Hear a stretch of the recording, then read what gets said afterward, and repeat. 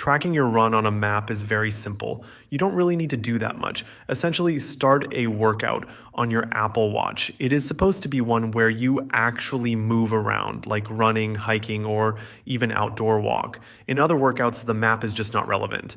So start one of those workouts. Keep in mind, it has to be an outdoor workout. When you choose the indoor run instead of the outdoor, it's going to be a problem. It will just skip out on tracking the location. So pay attention to that.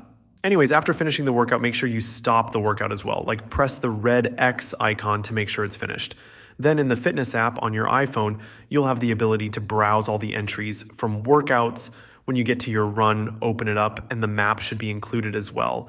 You can browse it, of course, or do some more stuff with it, but that's essentially how you can track your runs on the map.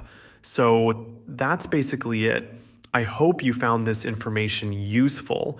If you did, make sure you hit the like button. You can consider subscribing as well. It might help you out as well, as I publish a lot of tutorials like these. Anyway, thanks for watching.